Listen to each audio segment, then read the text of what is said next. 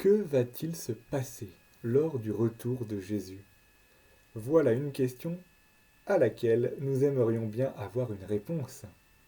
Alors, je vous propose de regarder cette question selon deux points de vue. D'abord, en regardant le point de vue de l'humanité en général, ce que nous ferons dans cette vidéo, puis en regardant le point de vue de la destinée particulière de chacun, c'est-à-dire de ce qui va se passer au moment de notre mort. Et ça, ce sera dans une prochaine vidéo. Alors, que va-t-il se passer? Comme d'habitude, laissons l'Évangile nous éclairer. Aussitôt, après la détresse de ces jours-là, le soleil s'obscurcira, et la lune ne donnera plus son éclat. Les étoiles tomberont du ciel, et les puissances célestes seront ébranlées. Alors paraîtra dans le ciel le signe du Fils de l'homme. Alors toutes les tribus de la terre se frapperont la poitrine et verront le Fils de l'homme venir sur les nuées du ciel avec puissance et grande gloire. Il enverra ses anges avec une trompette retentissante, et ils rassembleront ses élus des quatre coins du monde, d'une extrémité des cieux jusqu'à l'autre. Même si cela ne se passera pas exactement comme saint Matthieu vient de le décrire, il faut surtout se souvenir, comme je l'ai déjà dit, qu'il ne sera pas possible de rater ce moment-là. Tout le monde sera rassemblé pour le jugement dernier. Mais avant, il y aura la résurrection des morts. Cela concerne tout le monde, les bons comme les mauvais. L'Évangile nous dit, alors ceux qui ont fait le bien sortiront pour ressusciter et vivre, ceux qui ont fait le mal pour ressusciter et être jugés. La résurrection, c'est le don que Jésus nous fait par sa mort et sa propre résurrection. Car, nous rappelle saint Paul, si nous avons été unis à lui par une mort qui ressemble à la sienne, nous le serons aussi par une résurrection qui ressemblera à la sienne. Qu'est-ce que cela signifie? Tout simplement qu'après ma mort, j'existerai encore. En réalité, je suis immortel. Et voilà maintenant le moment du jugement dernier. Regardons comment saint Matthieu nous le décrit. Quand le Fils de l'homme viendra dans sa gloire et tous les anges avec lui, alors il siégera sur son trône de gloire. Toutes les nations seront rassemblées devant lui. Il séparera les hommes les uns des autres, comme le berger sépare les brebis des boucs.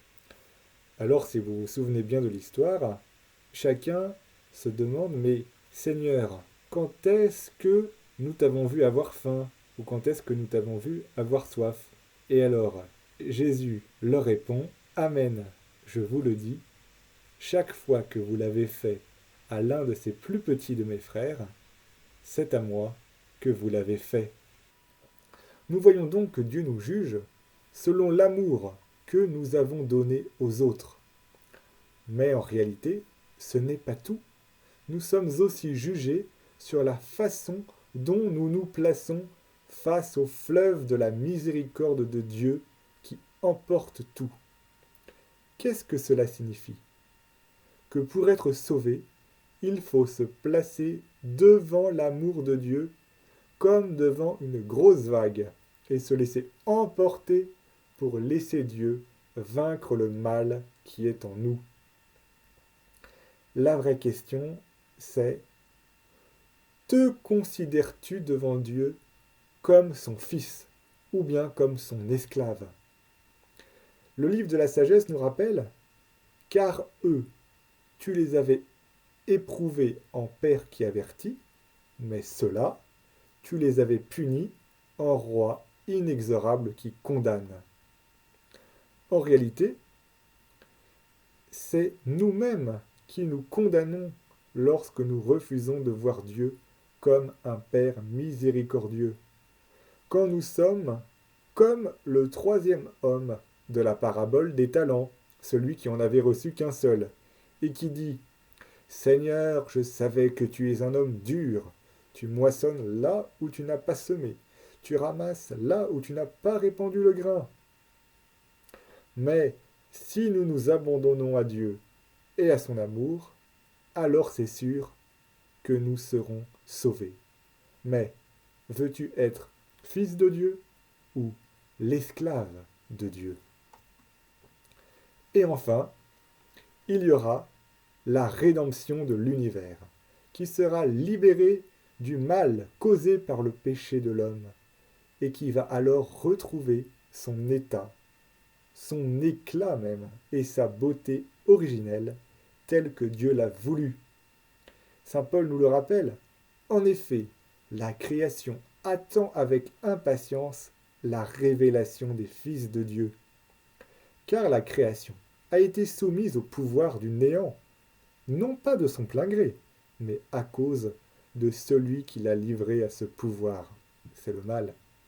Pourtant, elle a gardé l'espérance d'être, elle aussi, libérée de l'esclavage, de la dégradation, pour connaître la liberté de la gloire donnée aux enfants de Dieu. Et ce sera la fin du monde. Il s'arrêtera d'un coup, et non d'une façon naturelle. Ce sera comme lorsqu'on arrête brutalement le disjoncteur. Tout s'arrête. Cela signifie qu'il y a une vraie rupture entre notre vie sur terre et la vie éternelle. La vie éternelle, elle sera donc complètement différente de ce que nous connaissons actuellement. Il n'y aura aucun rapport. Résumons tout ce que nous venons de découvrir. Alors, que va-t-il se passer lors du retour de Jésus? Le rassemblement de tous les hommes, la résurrection des morts, le jugement dernier, la rédemption de l'univers et la fin du monde. Bien sûr, le temps n'étant plus comme sur la Terre, ce n'est pas des étapes qui se succèdent, mais des moments différents qui seront en réalité simultanés. Voilà. Eh bien, la prochaine fois, nous découvrirons qu'est-ce qui se passe au moment de notre mort.